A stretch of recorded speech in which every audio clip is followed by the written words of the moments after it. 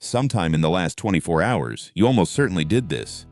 You picked up your phone to check one thing, a message, the time, the weather, and then, without deciding to, you were still holding it 40 minutes later.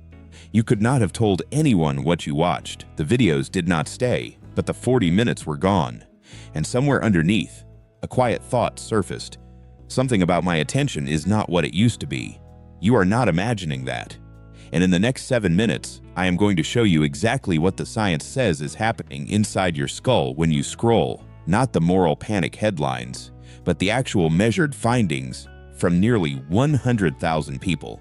By the end, you will understand your own mind in a way that most people scrolling tonight never will. Stay with me, because the most important part of this is the single thing the research reveals about who is actually affected and who is not. Let us start with the word itself, brain rot. In 2024, Oxford University Press named it the word of the year. It began as a joke people made after losing an evening to the feed, but the joke has now been studied, and the studies have stopped laughing. In late 2025, the American Psychological Association published a massive meta-analysis in Psychological Bulletin, aggregating 71 separate studies and pooling data from 98,299 participants worldwide. When you combine that many independent data points, you are looking at an undeniable baseline reality. The pattern was clear.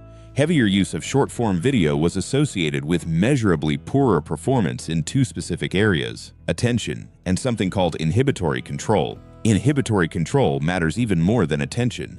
It is your brain's ability to not do something, the capacity to stop yourself mid-impulse and keep your focus on a harder task when an easier reward is one swipe away. It is the muscle of self-direction, and the research found that in heavy users, that muscle tested weaker. Now is the part where most commentary becomes dishonest. The effect researchers found was, in their own words, moderate, not catastrophic. Not your brain is permanently broken. The relationship landed squarely in the middle, strong enough to take seriously, but not the apocalypse the headlines sold you.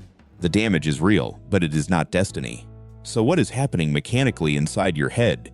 At the center of it is dopamine.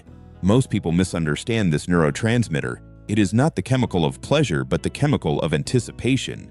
It spikes not when you get a reward, but when your brain predicts one might be coming. Short-form video is a dopamine prediction machine. Every swipe is a gamble. The next video might be boring, or it might be the funniest thing you see all week.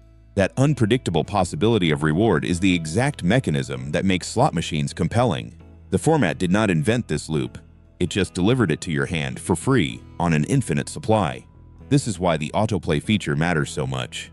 When one video flows seamlessly into the next, the platform removes the small pause where a conscious decision could have happened. There is no natural end, no last page. The feed is engineered to never give your brain the signal that says you are done now. This constant exposure triggers a psychological process called habituation. When your brain is repeatedly exposed to fast, intense, changing stimulation, it adjusts its baseline. The fast becomes normal. It is vital to understand that your brain is not malfunctioning when this happens. It is doing the exact opposite. It is being efficient. The human brain is an adaptation machine built to optimize itself for whatever its environment rewards. Place it in a world of rapid, unpredictable inputs, and it will do exactly what a well-functioning brain is supposed to do.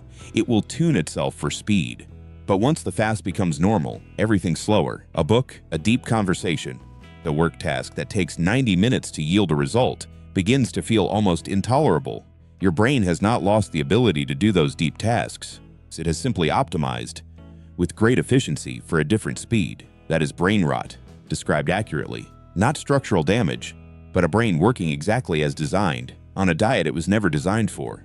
That same efficiency explains a smaller, stranger finding.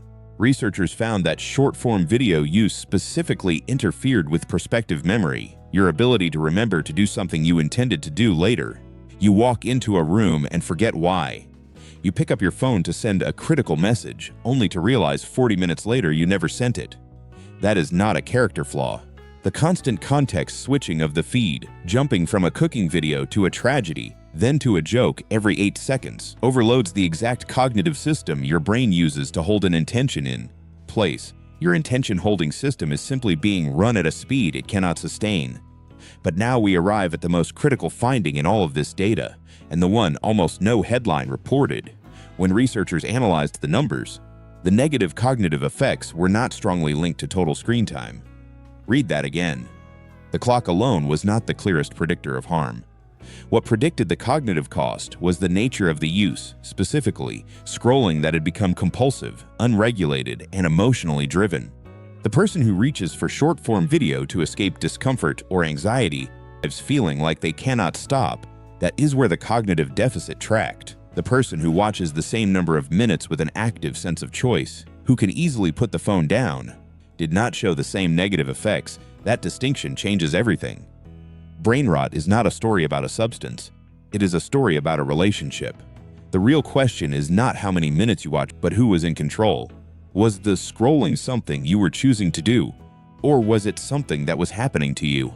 To be entirely fair to the data, the long-term picture is still unsettled. Most of these studies capture a single snapshot in time, rather than tracking the same individuals for a decade.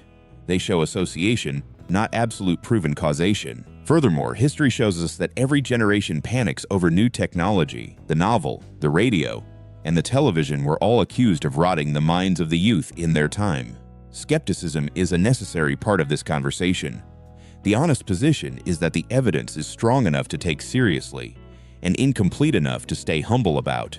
So where does that leave you tonight? It leaves you with something better than a rigid rule. It leaves you with a lens. You now understand the machine. You know that the pull you feel is not a personal character flaw. It is an evolutionary dopamine system responding exactly as it evolved to a stimulus, engineered to exploit it.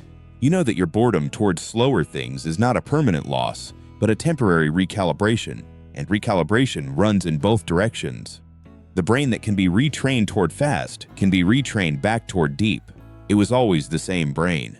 What it adapts to is simply a matter of what it is repeatedly given. So, I want to ask you sincerely, when you scroll, does it feel like a choice, or does it feel like something happening to you? Tell me in the comments about the 40 minutes you didn't mean to lose, or the book you can't quite settle into anymore. Someone scrolling past this tonight feels that exact same isolation, and your honesty might be the thing that reaches them. If this gave you a clearer view of your own mind, subscribe to Grit Harbor, where every week we make the invisible forces shaping modern life visible. Next week, we step into something quieter and stranger. What happens to the human psyche when we feel watched, even when no one is there? Remember, no one here has to weather the storm alone. Thank you for staying with us.